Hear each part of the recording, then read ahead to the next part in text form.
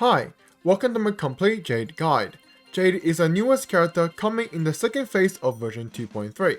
She has quite the interesting kit that fits right in with the other IPC members in the game.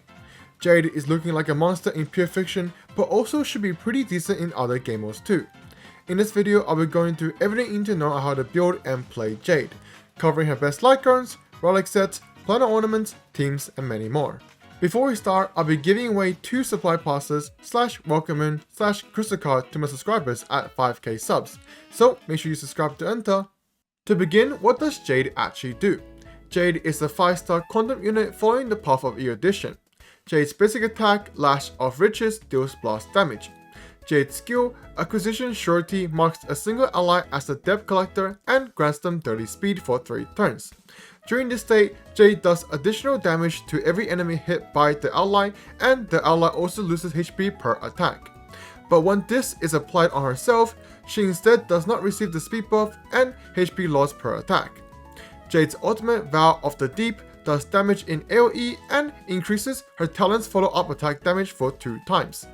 Jade's talent, Fang of Flare Flaying, states whenever herself or the debt collector attacks, she gains 1 stack of charge. At 8 stacks of charge, she launches an AoE follow-up attack while also gaining 5 stacks of Pawn Acid, which increases her crit damage up to 50 times. And Jade's technique, Visionary Predation, inflicts enemy with Blind Fealty. Attacking enemy with said effect will make all enemies with Blind Fealty enter the battle. Additionally, she also gains 15 stacks of Pawn Acids. Now for her bonus trace abilities. Starting with Asset Forfeiture, which increases attack per Pawn Acid stack. Then Collateral Ticket, which advances her action forward at the beginning of the battle. And Reverse Repo, which states for every enemy entering the battle, gain 1 stack of Pawn Acid, and when the Debt Collector's turn begin, gain 3 stacks.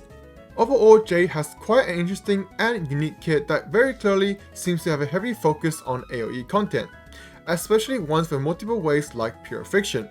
However, that doesn't mean that she cannot be used in other contents like MOC, which is always nice to see. For trace leveling priorities, you want to be focusing on her talent and ultimate, then going for skill and basic is okay. And as for how to play her, I do have to mention she is a very non-traditional DPS unit. Because of how unique her skill is, you really want to be putting it on an ally and not yourself due to losing the speed buffs and her own speed. And even if it is putting on a support, it is still vastly better than putting it on herself. So whether you are running her in a multiple DPS comp like with Topaz or hypercarry with supports like Planar, relying on their attacks instead of her own will turn out to be better in almost every case. Now for actually how to build her. Starting off with her best Lycrons. As always, her signature Lycron will be the best in slot, boasting a huge damage increase and defense ignore. But for Pure Fiction, Himiko's Lycron or S5 Genius's Repose will be decent alternatives as they can maintain relatively high uptime on their respective buffs. However, the Battle Pass one is okay as a general option if you're planning to play her in more than just one game mode. And as for free to play, the brand new Her to Store Lycron will be your best free to play option, at least in Pure Fiction. Moving on to her best Relic sets and Planar Ornaments. Jade's best in stock will be the 4-piece Brilliant Stars, a set released at the beginning of the game and we still can't escape from it. Especially for quantum characters with 2-piece actually working and the 4-piece being one of the best buffs in the game. However, in cases that you are not going against quantum weak enemies, Ash Blazing will actually be better. And 2-piece of any one of these sets will work too, with 2-piece attack usually performing better than 2-piece quantum damage. But wait a second, isn't there a new Relic set that seemed to be made for Jade in this patch? Well, the unfortunate part of this set is that it is actually pretty mid for her, as the majority of her damage are follow-up attacks. The attack and crit rate buffs are always nice, but the ultimate damage buff is not really that useful for her. As for her best Planar Ornaments, her best in slot will be Signonia, at least in Pure Fiction. This will have a decent uptime, and in those cases, she can use it to its full potential. But for more consistent options, Ines de Zelda will be a secondary option, with the new Planar set actually being also decent in her if ran in a follow-up attack team. For her best Relic and Planar stats, Jade's main stats will generally be Crit Body, Attack Boots, Quantum Bolts, and Attack Rope. For Body, Crit is the default stat for DPSs, But in her case, since she gets abundance of crit damage from her kit alone, crit rate is usually more recommended. For boots, attack boots are more recommended as having more turns doesn't actually lead to more DPS. The frequency of a follow-up attack is mostly related to the Debt Collector, which usually isn't herself, and that her skill duration is based on her turns, not the buff ally. So having too many turns will actually be bad for her. For bows, it is quantum as she is that element, and with attack boots and rope, attack bows is less efficient than damage percentage bows. And finally, for rope, it is attack.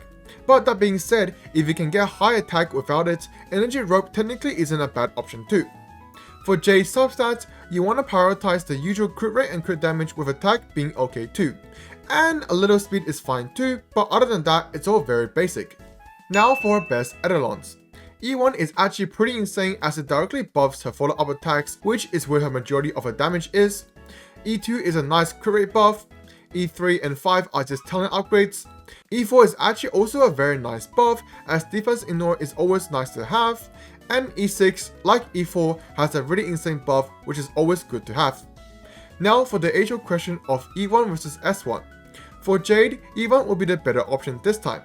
Despite her light cone giving her a lot of good stats, E1 directly increases her follow-up attack damage and frequency, which is where the most of her damage comes from, and that is just too good to be. However, that being said, her S1 is actually pretty universal, so it's not bad of an option too if you want to pull for a weapon that can be used on other characters too. Moving on to possibly the most important part of Jade, her best teammates and teams. I would like to split this section into two, one focusing on Jade being the hypercarry and the other being a more sub-DPS role. For hypercarry Jade, Pella is one of, if not the best teammate for her. Like I mentioned before, even if the Debt Collector is a support, it is still best to put it on them because usually, like in this case, Pella will have really high speed, which is further increased by 30, and have a semi-frequent AoE ultimate that uses her additional damage of her skill nicely.